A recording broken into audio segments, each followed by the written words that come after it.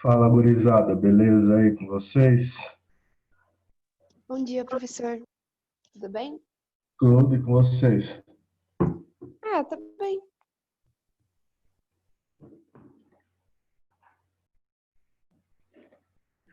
Aí em Tupéva teve queda de energia?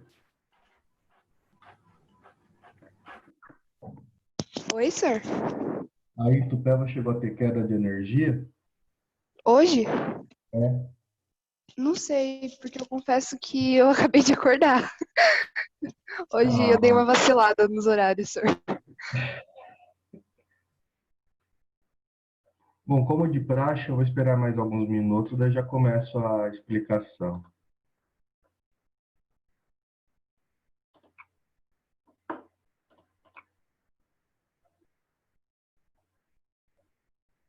Vocês estão conseguindo fazer tranquilo as atividades?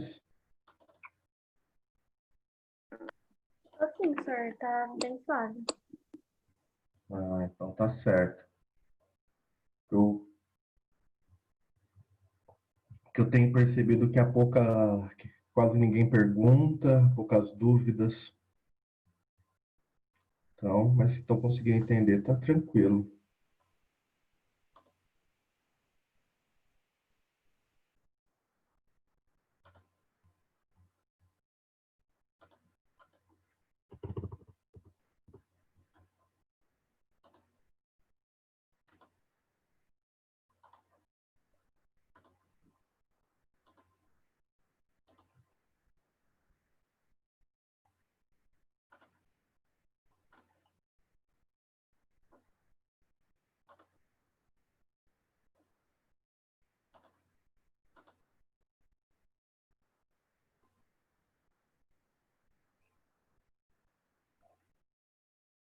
Geralmente é só na minha aula assim que está entrando pouca gente ou nas últimas aulas realmente a galera debanda?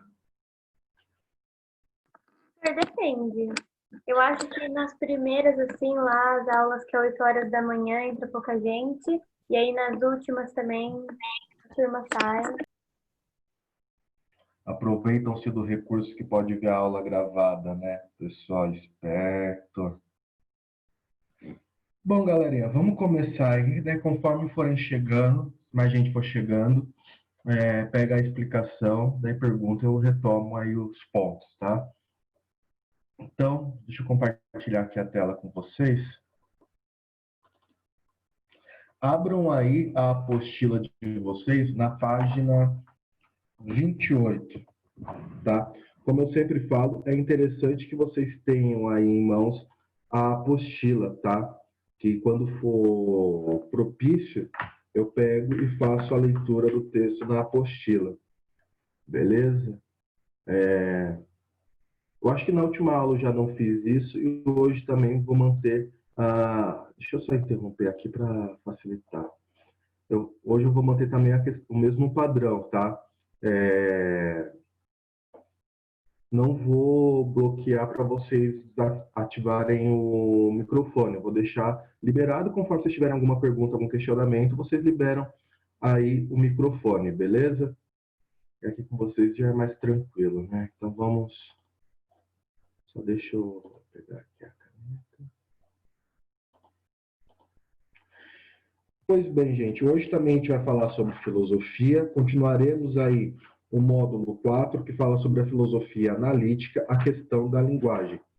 Então, vamos retomar aí alguns pontos que nós trabalhamos na aula anterior, tá? Nós vimos que o conceito de filosofia analítica surge com Aristóteles, tá? Isso é de extrema importância vocês terem em mente aí que o primeiro a desenvolver a ideia, né, de uma filosofia, de um pensamento analítico é Aristóteles, no qual a ideia dele é o conhecimento do todo pelas partes. Então, foi aquele exemplo que eu dei lá para vocês, né? Vamos fazer... Nossa, aqui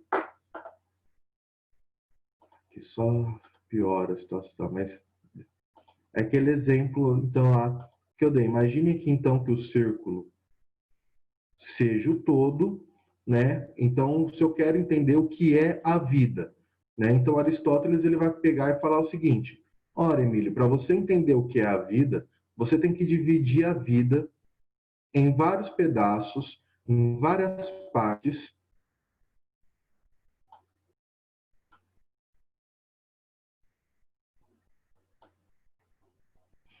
e a partir, então, do entendimento, da compreensão dessas partes, você vai conseguir compreender o todo, tá certo? Então, isso que vem a ser o pilar da filosofia analítica, aqui quando a gente está falando, então, de Aristóteles. Deixa eu pegar aqui só para ficar mais fácil a elucidação. Então, aqui, no momento, então, que eu compreendi essa parte, eu vou compreendendo parte por parte, aí eu chego na compreensão do todo. Essa é a principal ideia de filosofia analítica. Aí, dentro da filosofia, daí depois a gente viu que Aristóteles desenvolve a lógica, né? Eu falei rapidinho sobre algumas coisas da lógica. Eu falei também com vocês, caso de tempo no final do ano, na hora que a gente retornar, então, aí as aulas presenciais, eu posso retomar esses conceitos de lógica, de preposição, essas coisas assim. Mas para o que nos interessava aqui na aula,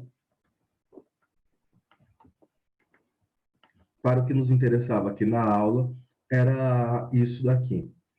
Então, continuando, daí nós abordamos, né, Bertrand Russell, e aí nós, dentro do pensamento de Bertrand Russell, nós vimos aí, então, a teoria do atomismo lógico.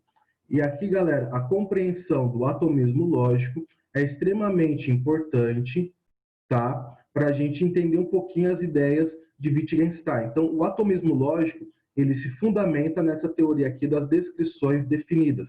Então, lembrando mais uma vez que Russell, ele vai então pegar a problemática das referências, das sentenças que não apresentam referências.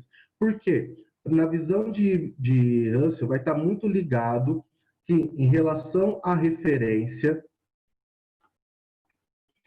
tá? Eu só posso me referir a algo que é real.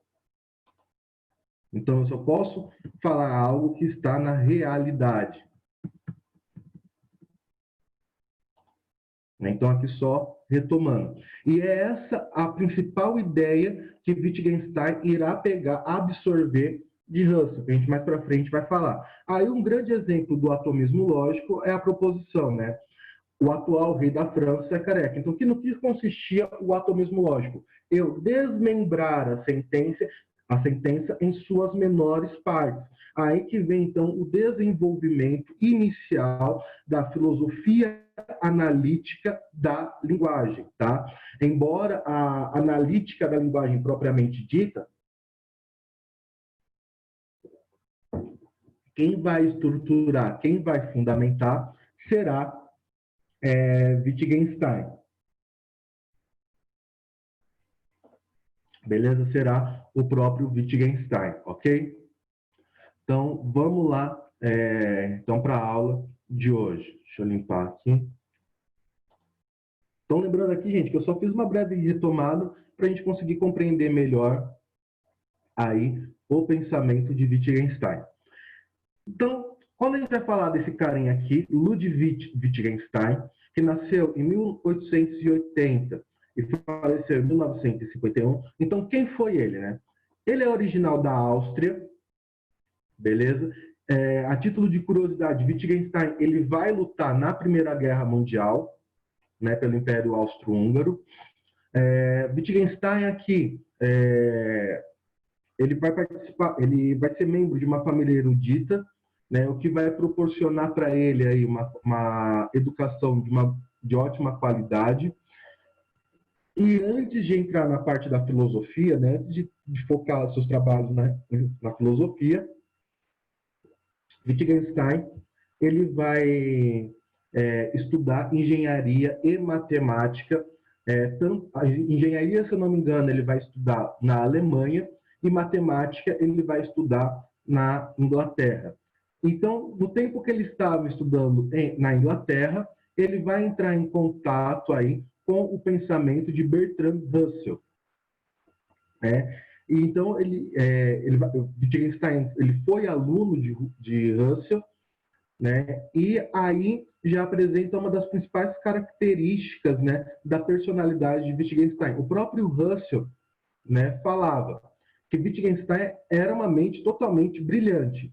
E até então aqui, abri um parênteses, a relação entre Russell e Wittgenstein era basicamente aqui de amor e ódio, entre aspas, tá? Era uma relação bem conturbada na seguinte questão, justamente por causa do temperamento, né, de Wittgenstein. Ele era considerado muito arrogante para a época, apesar de ser considerado um gênio, uma mente brilhante, ele era considerado muito arrogante e temperamental. Isso fazia, então, que dificultasse a relação com o nosso queridíssimo Russell, tá?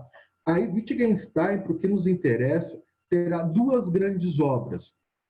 O Tratados Lógico-Filosóficos, que é a sua primeira obra, e Investigações Filosóficas. Só que esse texto aqui, Investigações Filosóficas, ele é publicado após a morte dele, em 1952. Tá certo? Então, Wittgenstein ele morre em 51, e somente, então, em 52, que é feita a publicação de Investigações Filosóficas. E, basicamente, o Investigações Filosóficas se trata de um conjunto de manuscritos dele, referente aí à análise posterior da sua filosofia inicial.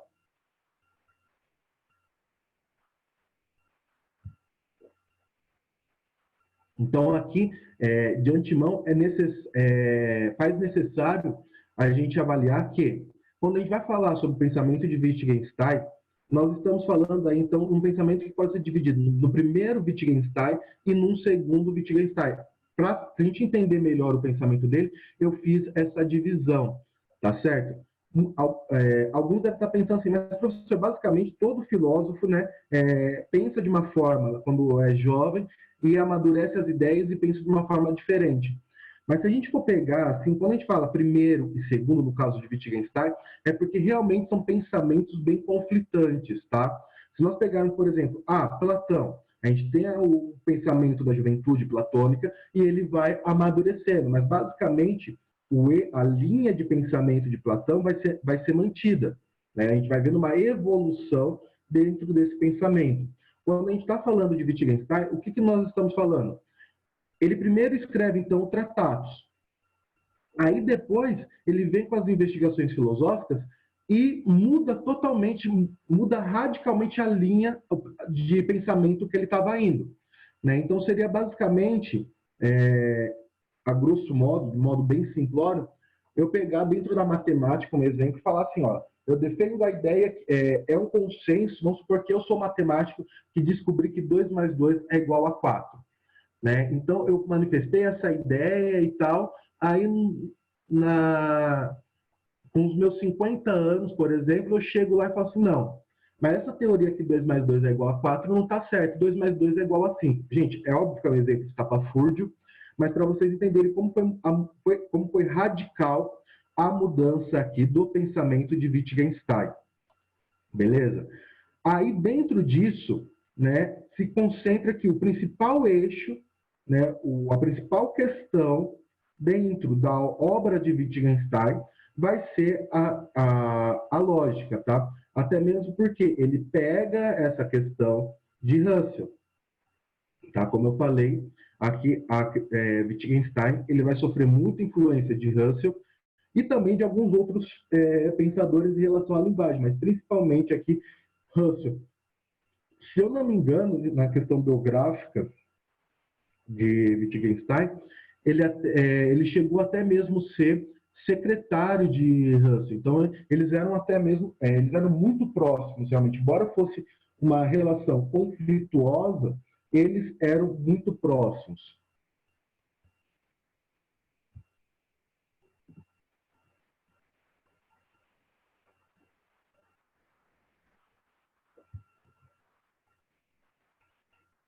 Então, aqui, né, agora a gente vai falar aí sobre o primeiro Wittgenstein. Ou seja, quando nós falamos sobre o pensamento do primeiro Wittgenstein, aqui, o que vocês têm que ter em mente? Tá? Quando nós falamos, então, se um dia aparecer uma questão relacionada ao primeiro Wittgenstein ou relacionada ao Tratados Lógicos Filosóficos, eu estou falando do primeiro Wittgenstein, tá? Então, associem isso, tá? O pensamento do primeiro Wittgenstein com o texto Tratados Lógicos Filosóficos. Mas antes da gente observar aqui a essência, né, do Tratados, vamos desenvolver aqui essa ideia de que Wittgenstein ele vai considerar a lógica como uma metalinguagem. Aonde é que aparece isso? Na página 29. Ok? Então, aqui eu vou fazer a leitura do texto aqui para vocês. Na página 29, depois da figura 3, tem aqui. Chauí oferece-nos um exemplo simples. Na vida cotidiana, podemos afirmar que o Sol é uma estrela. A lógica, por sua vez, declara que a sentença "o Sol é uma estrela" é uma proposição afirmativa. Ainda afirmar-se ser afirmativa a proposição "o Sol é uma estrela" é construir uma proposição verdadeira. Dessa forma, a lógica é um discurso.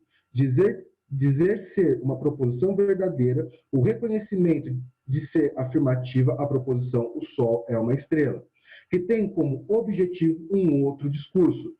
Ser uma proposição afirmativa, a sentença "o Sol é uma estrela". Então, o que Wittgenstein está falando? Que a lógica não é algo simples, não é algo unitário, tá? Dentro da lógica, eu apresento uma melhor dizendo, a lógica apresenta uma multifacetas ou múltiplos discursos, até mesmo em uma simples proposição. Então, aqui eu vou escrever a proposição para a gente tentar analisar melhor ela. Então, a proposição que nos é dada é: o Sol é uma estrela. Então, aparentemente, o que eu tenho aqui dentro da análise, né, que Wittgenstein vai fazer?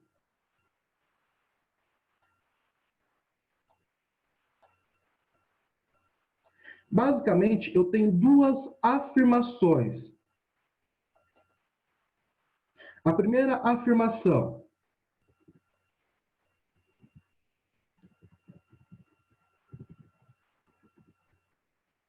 é de que realmente o Sol é uma estrela. Só que para vocês entenderem, deixa eu arrastar mais para cá, para ficar visível.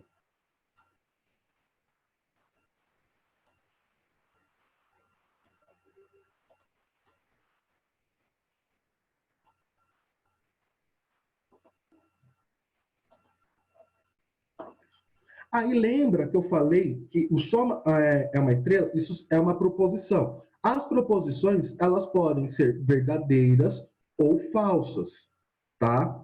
Então, ao afirmar que o Sol é uma estrela, eu tenho também uma segunda afirmação, nesse caso aqui, que essa sentença, no qual que essa sentença é verdadeira.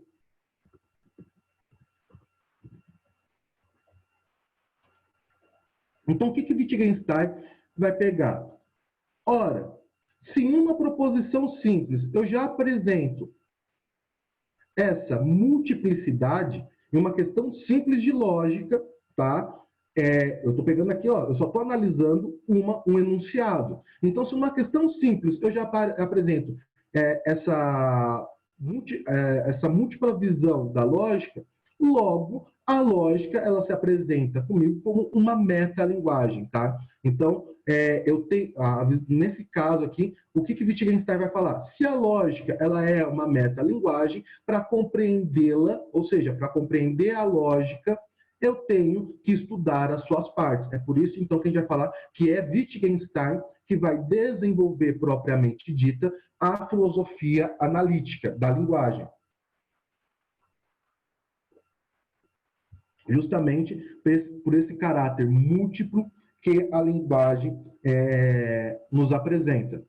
Até aqui, tranquilo em relação à compreensão de lógica e linguagem que Wittgenstein faz? Sim, certo, está tudo bem.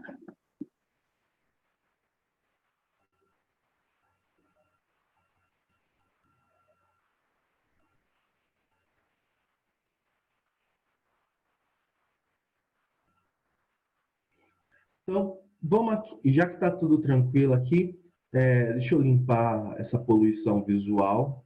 Tá aqui. Então, agora a gente vai ver sobre o que ele faz, então, sobre o Tratados. Então, no Tratados, nesse texto, a questão central desse texto, óbvio, é a lógica, tá? A temática disso é a lógica, tá? Então, quando a gente vai falar sobre filosofia em Wittgenstein, filosofia para ele é lógica. Então, ele vai falar assim, qual que é a principal problemática que ele vai abordar? A relação entre linguagem e pensamento. O que ele conclui nessa questão? Que a linguagem é uma forma perceptível do pensamento, forma pela qual a lógica se materializa. Essa ideia vai ser apresentada aí na parte final da página 29, no último parágrafo, em que diz: em suas primeiras obras, notas sobre lógica, Wittgenstein faz uma declaração surpreendente. A é o mesmo que a letra A. As coisas precisam ser mostradas de forma simbólica, não bastando que fossem ditas algo que parece absurdamente simples, mas que, no fundo, é uma imensa complexidade. O que Wittgenstein estava tentando mostrar era que a lógica era a base da filosofia e a linguagem a forma pela qual essa se materializa. Aqui, para a gente entender um pouquinho sobre essa ideia de linguagem de Wittgenstein, vamos retomar lá o início dos slides. O que nós temos sobre a definição de linguagem? É que a linguagem ela busca dar sentido à realidade que nos cerca. Então, Wittgenstein ele vai ser da linha, dentro dos tratados lógicos, que a lógica, ou seja, a linguagem, eu só posso falar em termos lógicos aquilo que está na realidade. Eu não posso falar em termos lógicos algo que não é real. Aqui, então, vamos melhor desenvolver esse pensamento. Vamos voltar lá para o Wittgenstein.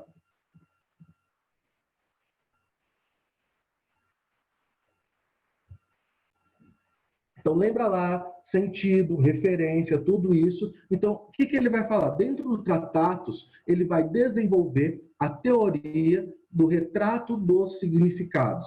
Tá? Então, vejam, as sentenças são representações de estados de coisas possíveis. O que ele vai considerar como possíveis? Tá? Aquilo que pode ser entendível ou ou que pode ser pensado. Deixa eu pegar aqui.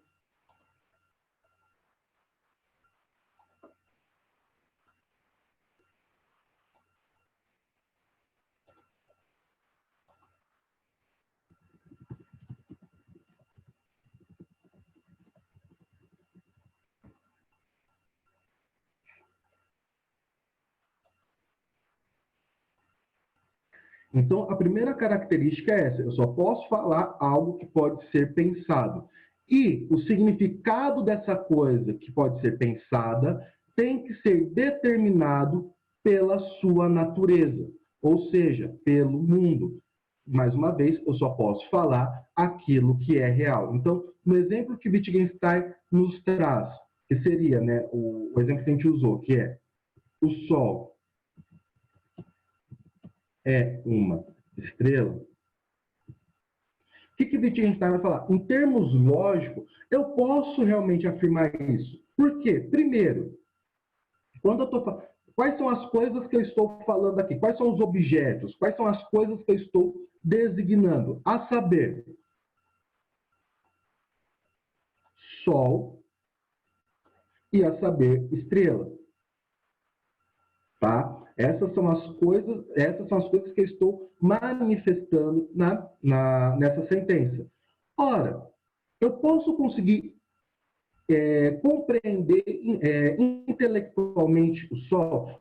O Sol é um objeto compreensível? É.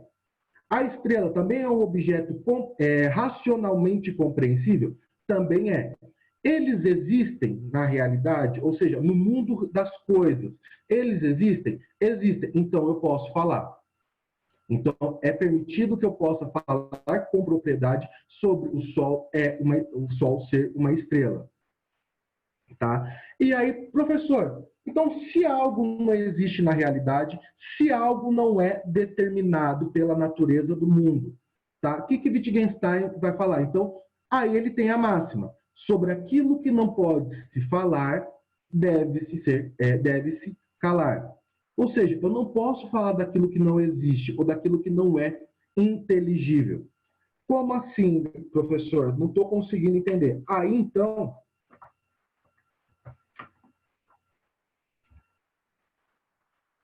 vem aqui, ó, na página 31.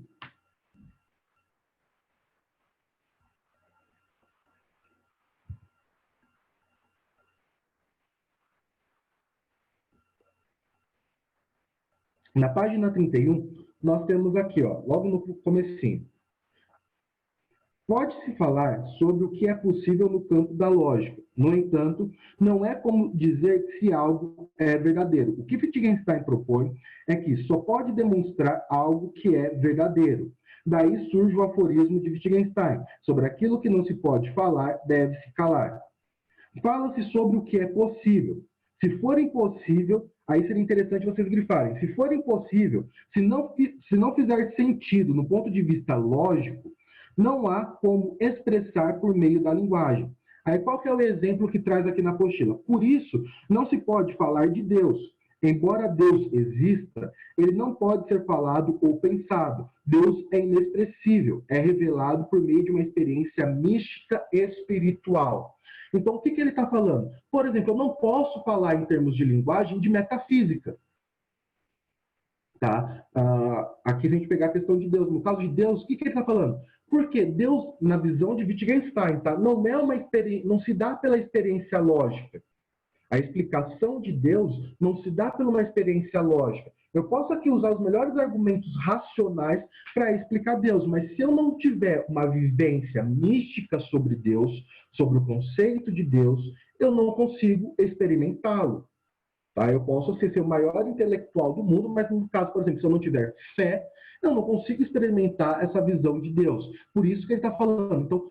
Então, mediante a questão de Deus, eu devo me calar, uma vez que eu não consigo experimentar, ou seja, comprová-lo na realidade. Tá? Isso é uma coisa importante. O fato de ser manifestado pela natureza não quer dizer que ele é verdadeiro. É simplesmente possível ser expresso pela linguagem. Aqui, então, o que Wittgenstein está falando dentro do tratado é aquilo que eu posso ou não falar, ou seja, os limites que eu tenho dentro da linguagem.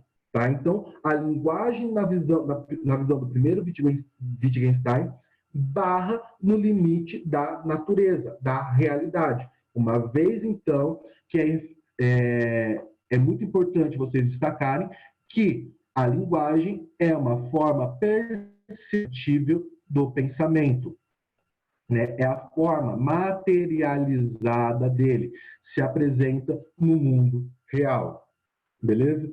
Então, aqui, eu estou focando muito, porque quando a gente for, daqui a pouco, passar para o segundo Wittgenstein, nós perceberemos que isso é diferente, tá? Então, mais uma vez, eu somente posso falar em termos linguísticos, em termos lógicos, aquilo que é expresso no mundo real. Aí vem aquela discussão que a gente abordou na aula anterior sobre sentido e referência. Deixa eu ver onde que está. Tá? Então, referência, né, ou significado, seria o objeto designado. Então, eu só posso fazer referência de algo que existe. Então, o que seria aqui né, para Wittgenstein. Vamos tentar usar um outro exemplo do que Wittgenstein falaria. Wittgenstein, aqui nesse sentido, não abordaria questões de ambiguidade. Por exemplo, quando eu falo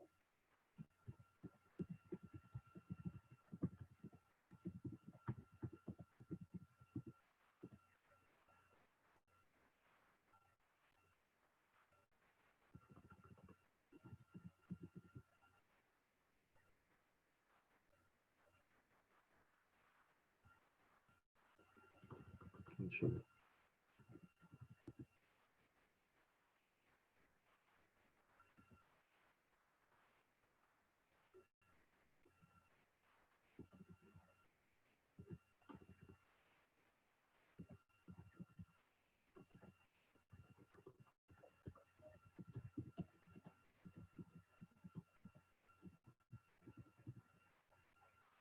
Então vamos lá, que esse exemplo é bem trágico, tá? Mas serve para a gente entender essa ideia aí de Wittgenstein. Então, se nós pegarmos aqui essa proposição, essa sentença, o cachorro do meu pai matou a vizinha. O que Wittgenstein está falando? Então, se a gente pegar a análise de Wittgenstein a partir do tratado lógico, tá? O que ele vai falar? Olha, eu posso, do ponto de vista lógico, defender essa proposição? Vamos ver. Primeiro, no mundo das coisas em si, no mundo real, existe cachorro? Existe. Então, logicamente, eu posso falar. Existe a figura do pai? Existe. Tá? Existe no mundo real, eu posso matar? Existe a ação de matar? Existe. Então, eu também posso falar sobre a ação de matar. Existe a gata? Existe. Existe vizinha? Existe. Então, essa frase, logicamente, é possível. Então, eu posso, com propriedade, proferir essa sentença. Só que aqui ele falaria que, ao analisar essa proposição, ele está falando justamente que eu estou me referindo ao animal do meu pai que matou o animal da minha vizinha. Wittgenstein vai levar essa questão literalmente, tá? Ao pé da letra. Ele não usa aquilo que mas só que você está querendo falar em sentido figurado. Ou, você fez isso em tom de uma brincadeira. Então, o significado dessa sentença tem outra. Ele não pode, aqui, Wittgenstein não abordaria, na primeira visão dele, a possibilidade de eu estar me referindo ao meu pai usando o termo cachorro para falar de uma forma pejorativa a ele. E usar o termo gata para falar que a minha vizinha é muito bonita. Entendeu? Então, Wittgenstein ele não analisaria isso. Tá certo? Só deixa eu fazer um negócio aqui que travou.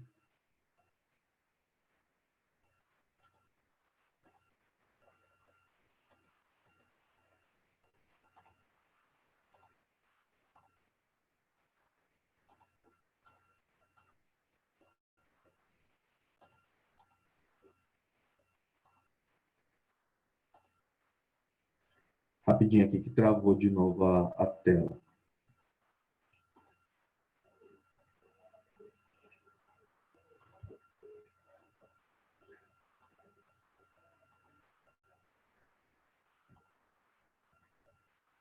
Então, galera, entendido aqui essa primeira ideia do Wittgenstein, do primeiro Wittgenstein, porque entendendo uma vez entendido ele, fica fácil a gente entender o segundo, tá? Opa. Caso alguém não tenha entendido a visão do primeiro, eu posso retomar tranquilamente. Vamos dar sequência, então, aqui ao segundo Wittgenstein. Aí, gente, né? Olha que legal. Veja a arrogância também, né, de Wittgenstein. Ele escreve o primeiro tratado, a sua primeira obra, Tratados Filosóficos, e ele fala, quer saber o seguinte? Eu já fiz a minha grande contribuição para a ciência, né, para a área acadêmica. Vou me aposentar. Então, em 1922, aí quem pensa em pensamento rápido pode falar a idade que ele tinha na época, ele resolve se aposentar. Aí ele se coloca em um exílio voluntário, na qual ele vai voltar a trabalhar como professor de escola básica, né? Até mesmo por um tempo vai trabalhar como jardineiro. Mas aí, em 1929, ele pega e fala: epa, né, algo de errado não está certo nisso em relação ao tratados. Então, durante o exílio voluntário dele, ele começa a refletir sobre a primeira obra dele. E ele fala: meu, tem alguns pontos aqui de vistas, tem algumas questões que eu abordei aqui, que não é bem assim, tá? Então, aí começa a ideia do segundo Wittgenstein. Então, em 1929, nós temos que Wittgenstein ele vai retornar para Cambridge, tá? Aí, ao retornar para Cambridge, ele vai pegar, dentro dos seus estudos, ele vai refutar toda a teoria dos tratados. Então, em outras palavras, o que Wittgenstein ele vai fazer? Ó, tá vendo o tratados? Tá vendo essa obra que eu escrevi? Podem rasgar e jogar no lixo. Tá tudo errado. Tá? Eu mesmo estou falando que eu errei na minha primeira obra. Só que aqui nós temos um grandíssimo problema, tá? Que essa obra aqui, Tratados, deixa eu mudar a cor.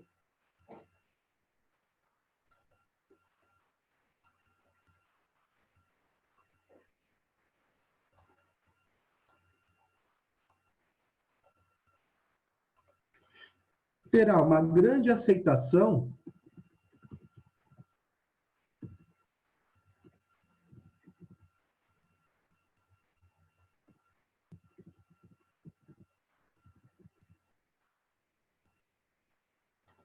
então ele vai ter uma grande aceitação na área acadêmica, tá? Então, no universo acadêmico, as pessoas vão olhar o tratado e falar assim: nossa, realmente faz muito sentido. Então, quando o Wittgenstein ele chega e propõe que as pessoas deveriam ignorar o tratado, começa a surgir aí as divergências dos próprios estudiosos de Wittgenstein, tá? Que eu vou abordar mais pela frente. Aí, então, Wittgenstein ele vai desenvolver as investigações filosóficas, né? Aqui eu errei, deixa eu corrigir aqui.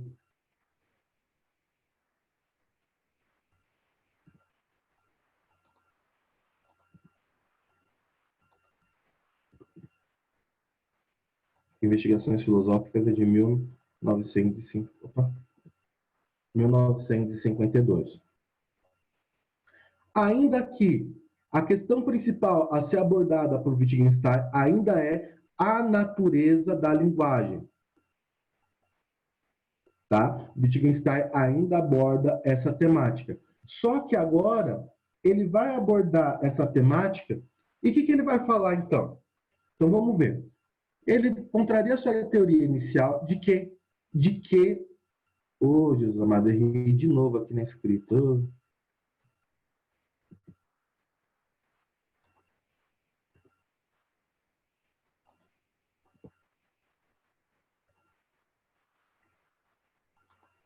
Então, de que o significado é dependente da realidade e da linguagem, e de que a linguagem seja essencialmente relacionada à representação. Então, galera, o que eu estou falando aqui?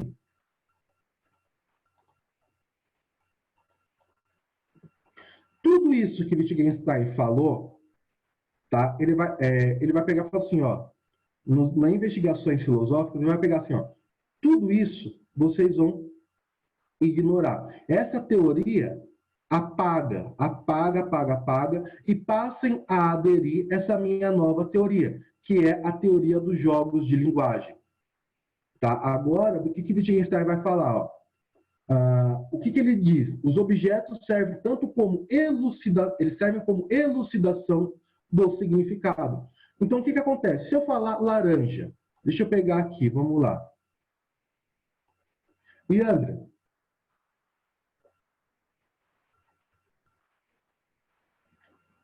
Leandra,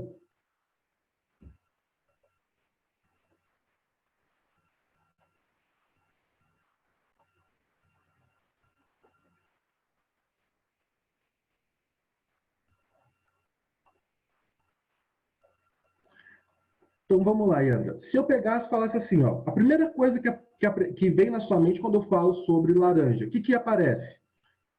Qual que é a primeira definição que aparece quando eu falo laranja? Aparece a cor.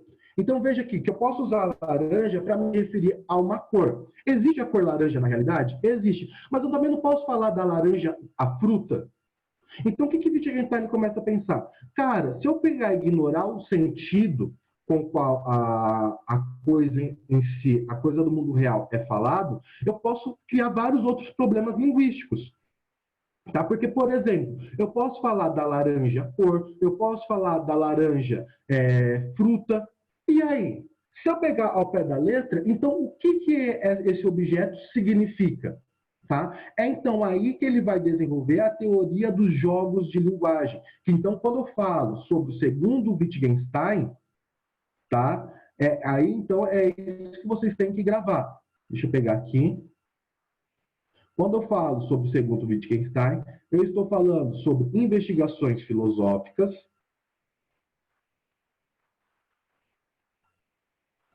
e aí eu estou falando sobre a teoria dos jogos de linguagem. Qual que é a máxima da teoria dos jogos de linguagem? Agora, o significado da coisa depende da finalidade e do contexto. Tá certo? Então, dentro dessa questão, de novo, quando eu falo, o cachorro do meu pai pegou a gata da vizinha. O que Wittgenstein está falando assim? Agora eu não posso mais levar ao pé da letra. Eu tenho que ver o sentido na qual o Emílio quis falar. Então, aqui é muito importante uma ideia da finalidade, ou seja, da subjetividade do autor da sentença.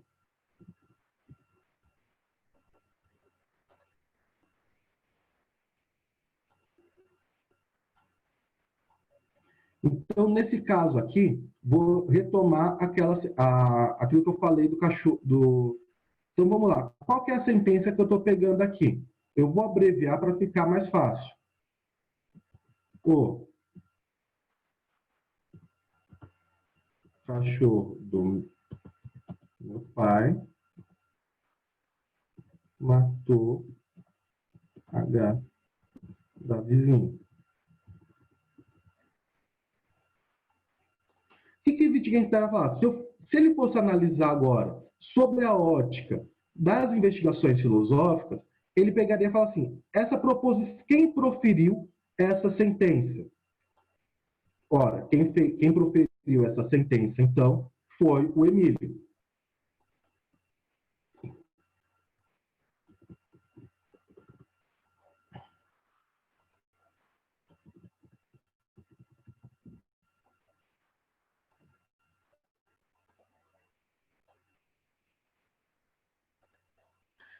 Aí, o segundo passo é qual é o sentido que o Emílio quis dar a essa sentença? Qual é a finalidade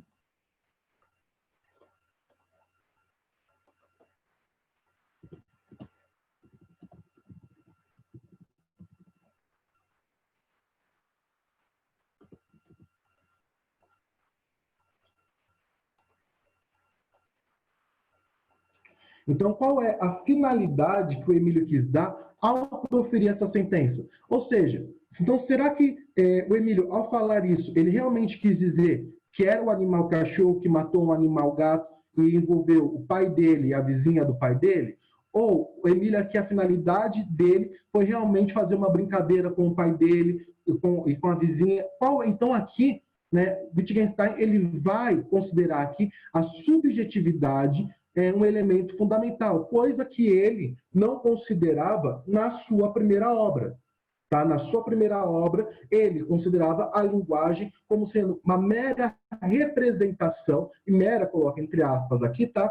Representação da realidade. Já aqui, não, a linguagem ela depende do contexto, do autor e da finalidade em qual o autor falou. Entendeu? Então, assim, por exemplo, quando eu uso uma piada, as pessoas, quando eu falo uma piada, as pessoas podem levar a piada ao pé da letra, as pessoas podem entender que a piada foi ofensiva, como, ao mesmo tempo, elas podem entender que realmente foi uma brincadeira, em que não teve nada ofensivo dentro dessa piada.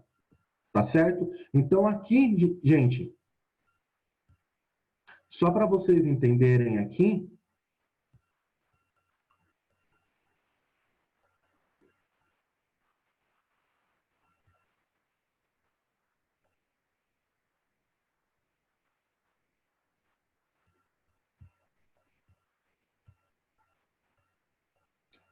Laia, travou de novo.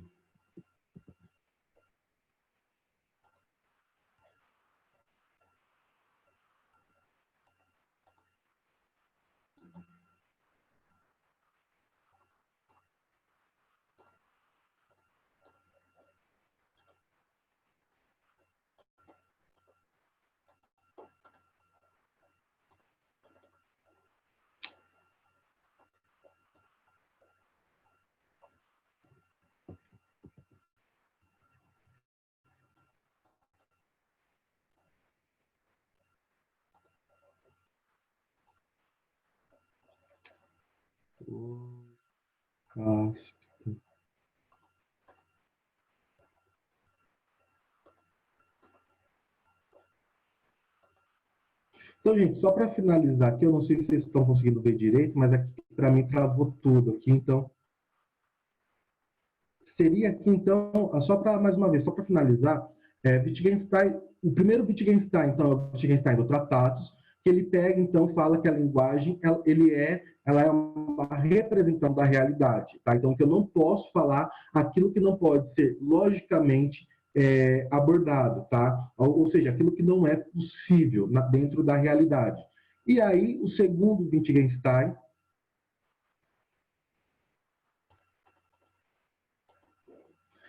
o segundo Wittgenstein, ele vai abordar a temática de que eu posso falar, sim, aquilo que não é possível, mas tudo vai depender aí da finalidade na qual eu estou usando a sentença, tá certo? Então, daí vai depender da subjetividade,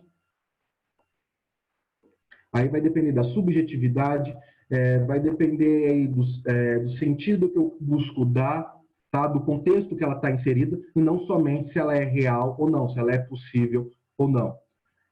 Galera, alguma dúvida em relação a essa parte de Wittgenstein?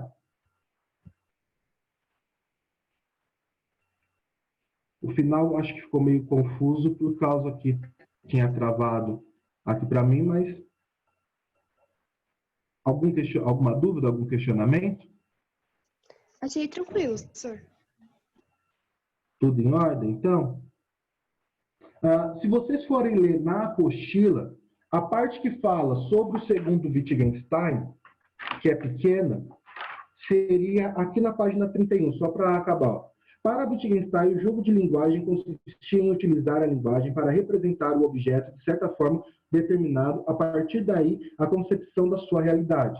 Assim, a função da filosofia era utilizar a linguagem de forma adequada, estabelecendo seus limites e colocando-se quando não houvesse o que falar. E calando-se, desculpa, quando não houvesse o que falar. Suas ideias ainda existem, uma imensa influência no estudo da linguagem. A filosofia analítica foi incorporada por inúmeros pensadores posteriores a ele. Aqui, na verdade, na apostila, ela adota mais a ideia do primeiro Wittgenstein. Só para finalizar aqui, que já deu nosso tempo, eu estava esquecendo de falar. Qual que é a treta que gera nisso? Que como o Wittgenstein ele pega e fala, olha, esqueçam isso que eu falei no Tratados e sigam essa minha nova ideia, vai ter uma polarização dos seguidores do pensamento de Wittgenstein. Porque o Tratados, lógico, já como eu falei, foi bem aceito pela comunidade científica. Então, as pessoas falam assim, não, o segundo Wittgenstein está errado, tá? Quem está certo realmente é o primeiro Wittgenstein. E aí o pessoal que segue a linha do segundo Wittgenstein vai falar assim, não, o primeiro está errado, quem está certo é o segundo. Então a gente tem essas duas linhas, que seria a escola de Oxford que é a escola de Cambridge. Agora me fugiu a cabeça qual escola segue qual pensamento do Wittgenstein. Mas a ideia foi essa. O que acontece na divisão do pensamento dele foi esse, né? De termos aí duas escolas dentro da filosofia analítica. Beleza, gente? Galera, eu agradeço, então, a participação aí de vocês, tá certo? Lembrando, então, que semana que vem a nossa aula é na quarta, né? Por causa que quinta-feira não terá aula, pelo que eu entendi. Então, no dia 11 não teremos aulas, antecipou aqui para o dia 10, tá certo? Então, até então, semana que vem. Aí, na semana que vem, se eu não me engano, a gente vai voltar a falar sobre sociologia, beleza? Mais uma vez, agradeço aí a participação de todos. Muito obrigado. Uma boa semana aí, bons estudos, tá certo, gente? Abração. Tchau. Tchau, professor. Obrigada.